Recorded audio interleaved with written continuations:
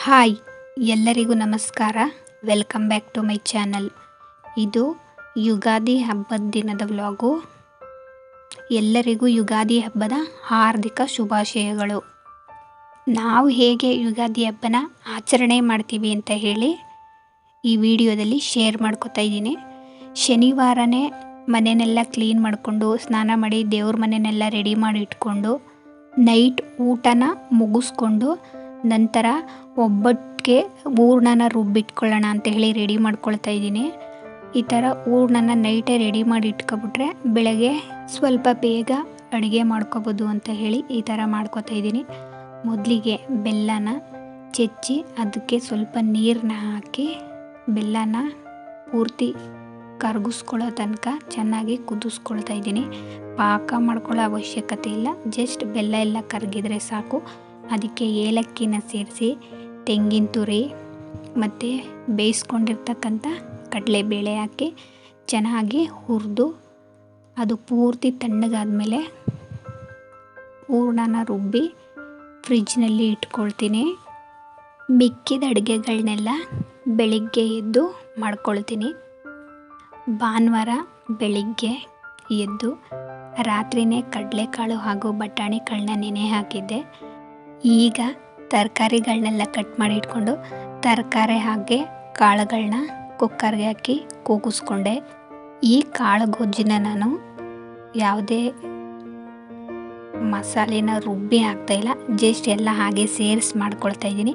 ಈ ಥರ ಮಾಡ್ಕೊಳ್ಳೋದ್ರಿಂದ ಕಾಳು ಗೊಜ್ಜಿನ ಟೇಸ್ಟು ತುಂಬಾ ಸೂಪರಾಗಿರುತ್ತೆ. ಮೊದಲಿಗೆ ಎಣ್ಣೆ ಹಾಕಿ ಅದಕ್ಕೆ ಸಾಸಿವೆ, ಈರುಳ್ಳಿ ಮತ್ತು ಒಂದೆರಡು ಹಸಿಮೆಣ್ಸಿನ್ಕಾಯಿನ ಹಾಕಿ ಹಾಗೆ ಶುಂಠಿ ಬೆಳ್ಳುಳ್ಳಿನ ಜಜ್ಜಿಟ್ಕೊಂಡಿದೆ ಅದನ್ನು ಸಹ ಸೇರಿಸ್ಕೊಳ್ತಾ ಇದ್ದೀನಿ. ಈರುಳ್ಳಿ ಸ್ವಲ್ಪ ಫ್ರೈ ಆದಮೇಲೆ ಅದಕ್ಕೆ ಕರಿಬೇವಿನ ಸೊಪ್ಪು, ಟೊಮೆಟೊನ ಸೇರಿಸಿ ಫ್ರೈ ಮಾಡ್ಕೊಳ್ತಾ ಇದ್ದೀನಿ. ಟೊಮೆಟೊ ಎಲ್ಲ ಸಾಫ್ಟ್ ಆದಮೇಲೆ ಆಲೂಗೆಡ್ಡೆನ ಕಟ್ ಮಾಡಿ ಇಟ್ಕೊಂಡಿದ್ದೆ ಅದನ್ನು ಸೇರಿಸ್ತಾ ಇದ್ದೀನಿ. ಇದನ್ನು ತರಕಾರಿ ಜೊತೆನೇ ಹಾಕಿ ಕೂಗಿಸ್ಕೊಳ್ಳೋದ್ರಿಂದ ತುಂಬಾ ಬೆಂದೋಗ್ಬಿಡುತ್ತೆ ಅಂತ ಹೇಳಿ ಈಗ ಸೇರಿಸಿ ಫ್ರೈ ಮಾಡಿಕೊಂಡು ನಂತರ ಬೇಯಿಸ್ಕೊಂಡಿದ್ದಂತಹ ಕಾಳು ಹಾಗೆ ತರಕಾರಿನೆಲ್ಲ ಸೇರಿಸ್ತಾ ಇದ್ದೀನಿ. ಈಗ ಇದಕ್ಕೆ ಸಾಂಬಾರು ಪುಡಿ ಮತ್ತು ಧನಿಯಾ ಪುಡಿ ಸೇರಿಸಿ ಮಿಕ್ಸ್ ಮಾಡ್ಕೊಳ್ತಾ ಇದ್ದೀನಿ. ಹಾಗೆ ತೆಂಗಿನ ತುರಿನೂ ಸಹ ಸೇರಿಸ್ಕೊಳ್ತಾ ಇದ್ದೀನಿ. ಈಗ ಬದನೆಕಾಯಿನೂ ಸಹ ಕಟ್ ಮಾಡ್ಕೊಂಡಿದ್ದೆ ಅದನ್ನು ಸೇರಿಸ್ತಾ ಇದ್ದೀನಿ. ಮೊದಲೇ ಹಾಕ್ಬಿಟ್ರೆ ಅದನ್ನು ಸಹ ಬೇಗ ಬೆಂದೋಗ್ಬಿಡುತ್ತೆ ಅಂತ ಹೇಳಿ ಲಾಸ್ಟಲ್ಲಿ ಸೇರಿಸ್ಕೊಳ್ತಾ ಇದ್ದೀನಿ. ಎಳೆ ಬದನೆಕಾಯಿ ಆಗಿರೋದ್ರಿಂದ ಒಂದೆರಡು ಕುದಿದ್ರೆ ಸಾಕು, ಬದನೆಕಾಯಿ ಬೆಂದೋಗ್ಬಿಡುತ್ತೆ.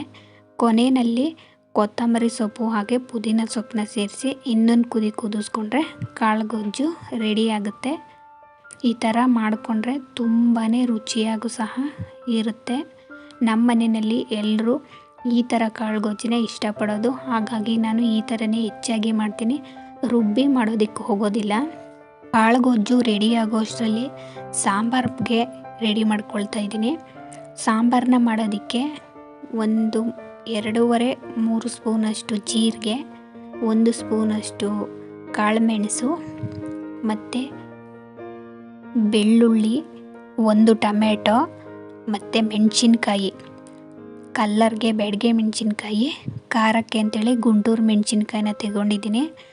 ಸ್ವಲ್ಪ ಎಣ್ಣೆ ಹಾಕಿ ಇದನ್ನು ಫ್ರೈ ಮಾಡಿಕೊಂಡು ರಾತ್ರಿಯೇ ಬೇಳೆ ನೀರನ್ನ ಎತ್ತಿಟ್ಟಿದ್ದೆ. ಆ ನೀರಲ್ಲಿ ಸ್ವಲ್ಪ ಹುಣಸೆಹಣ್ಣು ಹಾಗೆ ಕರಿಬೇವಿನ ಸೊಪ್ಪಿನ ಹಾಕಿ ಎತ್ತಿಟ್ಕೊಂಡಿದ್ದೆ. ಆ ಹುಣಸೆಹಣ್ಣು ಮತ್ತು ಕರಿಬೇವಿನ ಸೊಪ್ಪನ್ನು ಸಹ ಸೇರಿಸ್ಕೊಳ್ತಾ ಇದ್ದೀನಿ. ಸ್ವಲ್ಪ ಕೊತ್ತಂಬರಿ ಸೊಪ್ಪು ಹಾಗೆ 1 ಸ್ಪೂನಿನಷ್ಟು ಕಾಯಿ ತುರಿನೂ ಸಹ ಸೇರಿಸ್ಕೊಳ್ತಾ ಇದ್ದೀನಿ. ಕಾಯಿ ತುರಿ ಹಾಗೆ ಈ ಕೊತ್ತಂಬರಿ ಸೊಪ್ಪನ್ನ ಜಾಸ್ತಿ ಹಾಕೋಬಾರ್ದು. ಬೆಳ್ಳುಳ್ಳಿ ಮತ್ತು ಜೀರಿಗೆನ ಹೆಚ್ಚಾಗಿ ಹಾಕೊಳ್ಳೋದ್ರಿಂದ ಸಾಂಬಾರು ಟೇಸ್ಟು ತುಂಬಾ ಚೆನ್ನಾಗಿರುತ್ತೆ. ಇನ್ನು ಅದು ತಣ್ಣಗಾಗೋ ಅಷ್ಟರಲ್ಲಿ ಕಾಯಿ ಹಾಲು ಮಾಡ್ಕೊಳ್ಳೋಣ ಅಂತ ಹೇಳಿ ಸ್ವಲ್ಪ ತೆಂಗಿನಕಾಯಿನ ಪೀಸ್ ಮಾಡಿ ಹಾಕ್ಕೊಂಡು ಅದನ್ನು ನುಣ್ಣಗೆ ರುಬ್ಕೊಂಡಾದ್ಮೇಲೆ ಅದಕ್ಕೆ ಕಡಲೆ ಮತ್ತು ಏಲಕ್ಕಿನ ಸೇರಿಸಿ ನೀರು ಹಾಕ್ಕೊಂಡು ರುಬ್ಕೊಳ್ತಾ ಇದ್ದೀನಿ. ನುಣ್ಣಗೆ ಪೇಸ್ಟ್ ಮಾಡ್ಕೊಂಡಿದ್ದಾದಮೇಲೆ ಒಂದು ಕುಕ್ಕರ್ ಇಟ್ಟು ಅದಕ್ಕೆ ರುಬ್ಬಿದಂತಹ ಪೇಸ್ಟ್ನ ಹಾಕಿ ಮತ್ತು ಸ್ವಲ್ಪ ನೀರನ್ನ ಸೇರಿಸಿ ಬೆಲ್ಲನ ಸೇರಿಸಿ ಕುದಿಸ್ಕೊಳ್ತಾ ಇದ್ದೀನಿ. ಬೆಲ್ಲ ಕರಗಿ ಕುದ್ದ ಇದಾದಮೇಲೆ ಕಾಯಿ ಹಾಲು ಸಹ ರೆಡಿ ಆಗುತ್ತೆ. ಆಲೂ ಕಾಳು ಗೊಜ್ಜು ರೆಡಿ ಆಯಿತು. ಈಗ ಸಾಂಬಾರಿಗೆ ಒಗ್ಗರಣೆ ಹಾಕ್ಕೊಳ್ತಾ ಇದ್ದೀನಿ.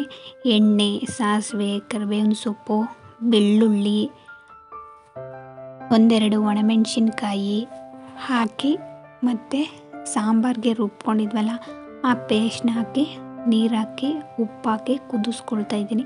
ಕುದ್ದಿದ್ದಾದಮೇಲೆ ಸಾಂಬಾರು ಸಹ ರೆಡಿ ಆಗುತ್ತೆ. ಹಾಗೆ ಆಲೂಗಡ್ಡೆ ಪಲ್ಯ ಮಾಡುವಂತ ನನ್ನ ಹಸ್ಬೆಂಡ್ ಹೇಳಿದರು. ಅದಕ್ಕೂ ಸಹ ಒಂದು ಕುಕ್ಕರಲ್ಲಿ ಆಲೂಗೆಡ್ಡೆನ ಕೂಗಿಸಿ ಎಲ್ಲ ರೆಡಿ ಮಾಡಿ ಇಟ್ಕೊಂಡಿದ್ದೆ. ಅದಕ್ಕೂ ಸಹ ಈಗ ಒಗ್ಗರಣೆ ಹಾಕ್ಕೊಳ್ತಾ ಇದ್ದೀನಿ.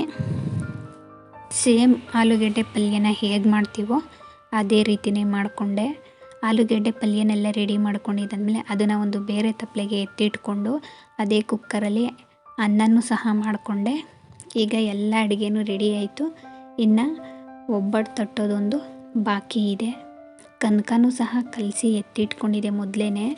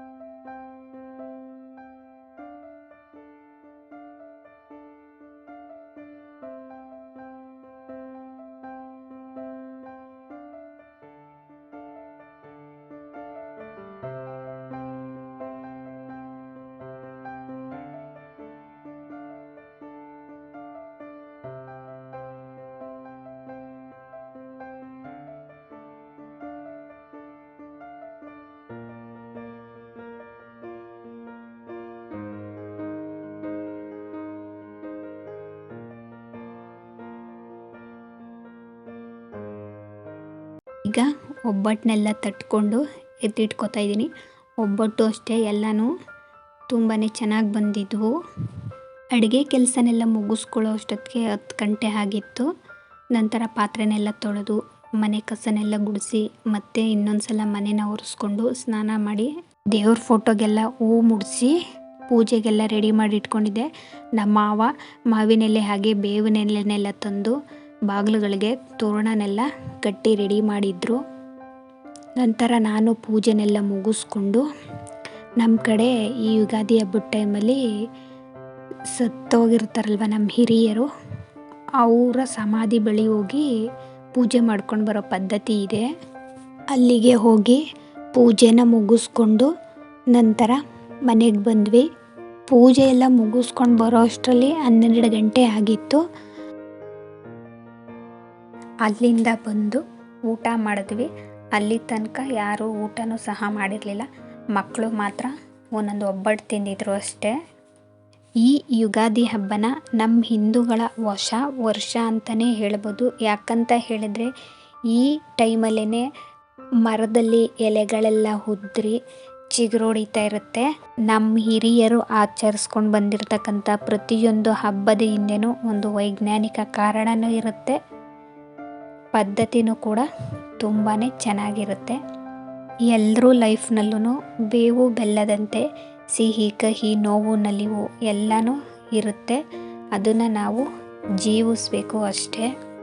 ಎಲ್ಲರೂ ಬೇವು ಬೆಲ್ಲ ತಿಂದು ಖುಷಿಯಾಗಿರೋಣ ಅಂತ ಹೇಳಿ ಇವತ್ತಿನ ವ್ಲಾಗ್ನ ಇಲ್ಲಿಗೆ ಎಂಡ್ ಮಾಡ್ತಾ ಇದ್ದೀನಿ.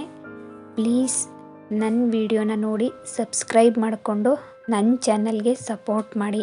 ಹಾಗೆ ನನ್ನ ಈ ವಿಡಿಯೋನ ನೋಡಿ ನಿಮಗೆ ಏನು ಅನ್ನಿಸ್ತು ಅಂತ ಹೇಳಿ ಕಾಮೆಂಟ್ ಮಾಡಿ ತಿಳಿಸಿ. ಹಾಗೆ ಒಂದು ಲೈಕ್ ಮಾಡಿ. Thank you for watching.